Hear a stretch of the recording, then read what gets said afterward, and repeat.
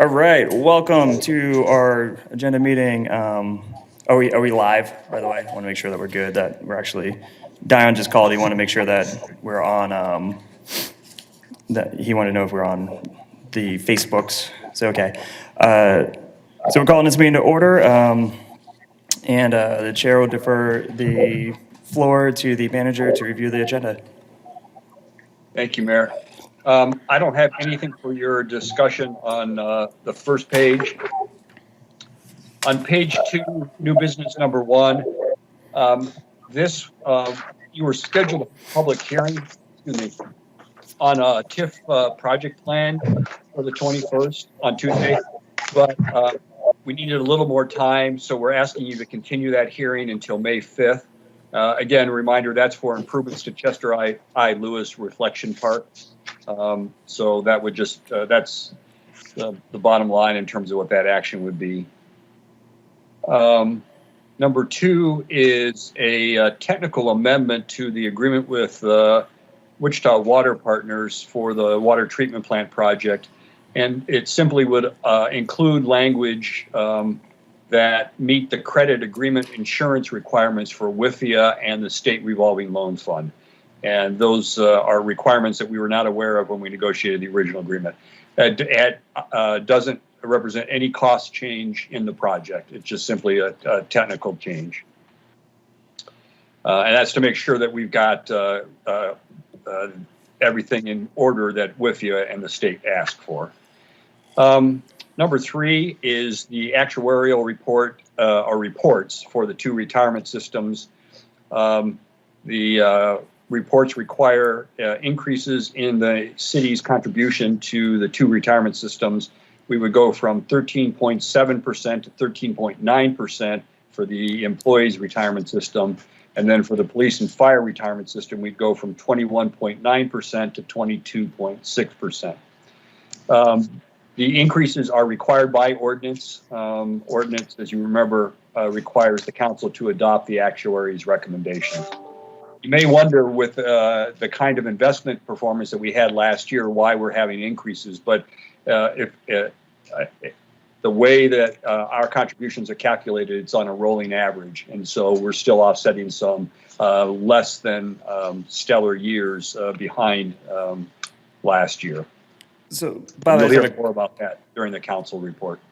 Sorry, I have a question about that. You said that we're required to accept the recommendation for the increase in these accounts. It's more of an academic question. Then why do we have to vote on it? If we're required to vote yes, what?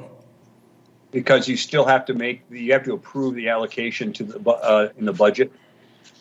So it's a budgetary action. Okay, but we can't vote no, though. So we are essentially delegating our legislative authority to, because you said we have to accept it, right? We can't make amendments, or how does that work? I wasn't here when the ordinance was adopted, but there's been a long discussion about this. This was a discipline imposed on the council by itself. They didn't want a council to be able to underfund a retirement system, especially during a recession or a time where we would, basically pay for it on the backs of our employees. Okay, I guess there's a question we can get into later. Someone's at the door. 1 minute. Yeah, somebody keeps knocking on the door.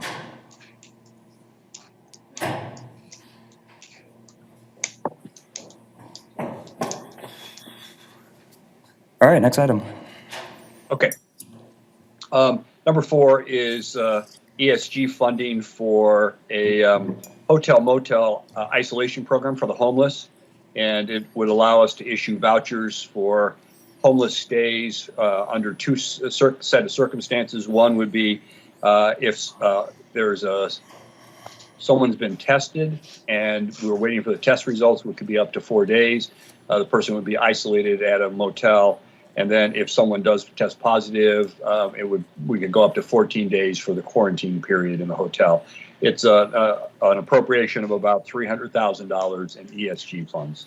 So I had a question by one of members of the press about this, and I'm not sure if we can answer this But they wanted to know is the hotel type the type where you go into a lobby and to get into a room, or can these rooms be accessed from the street? And the spirit behind the question is, do the hotels actually have to clean all the common areas, or is it more the type of hotel that there's less chance for infection in those common areas? That's a good question. The administration of this program is done by the Continuum of Care, and United Way coordinates that. But Sally, do you know do you have an answer for that?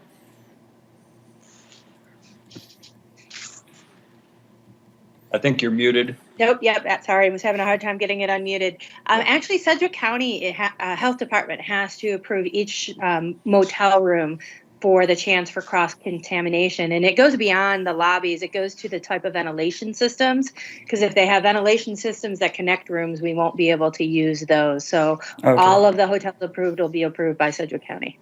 Excellent. Thank you.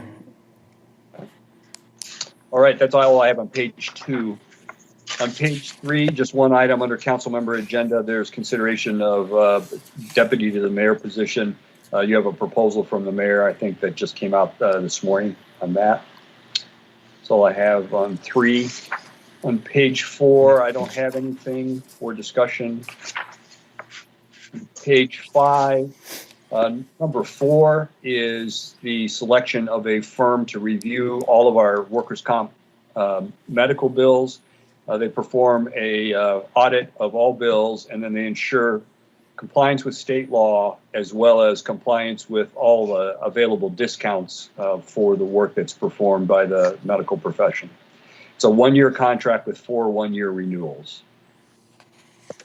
Number 5 is a supplemental design agreement for the traffic signal timing optimization project.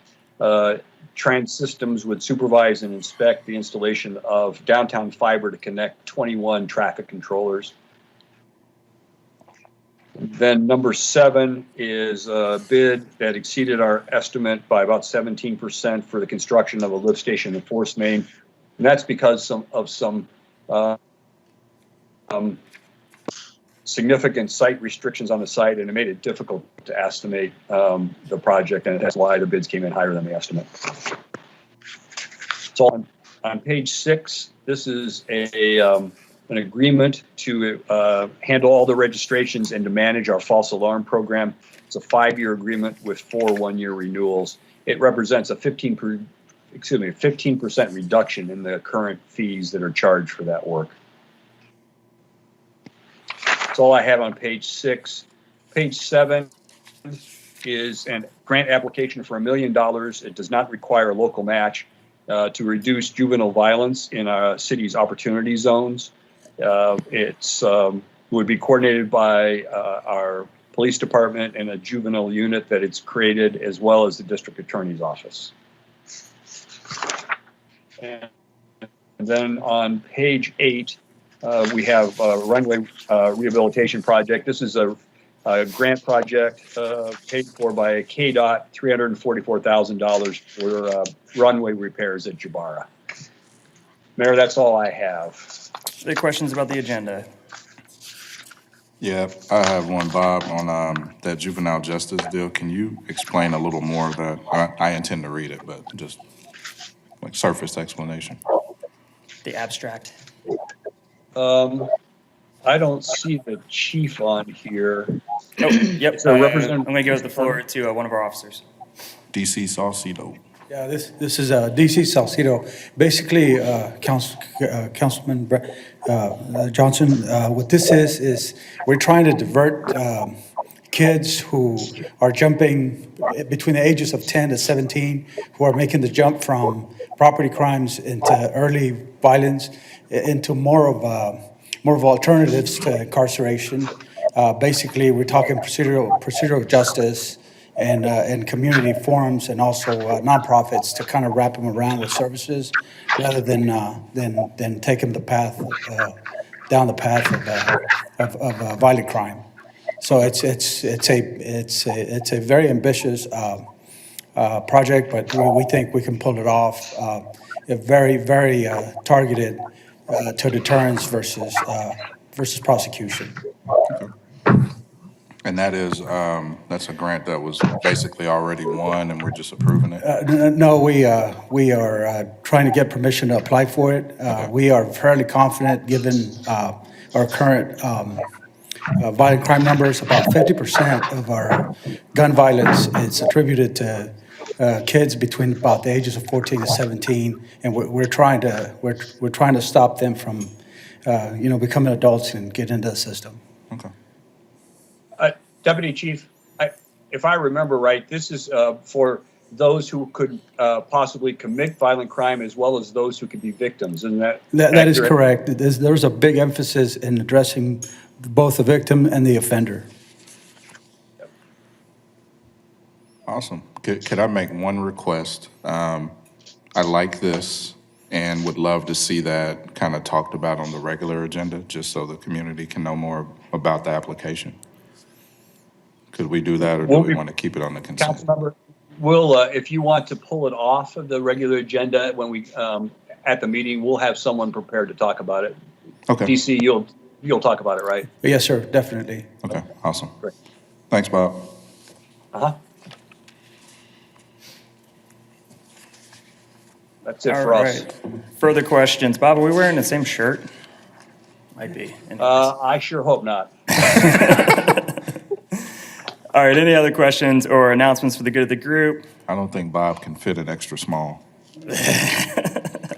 Yikes. Oh. And Johnson and I are going to have a push-up contest later. Anything else? See none. Thank you, everyone, for joining us. And I guess we're done. Thank you. Yes. Motion to adjourn. All in favor, say aye. Aye, second, third, fourth, and fifth. Motion passes. Thanks, guys.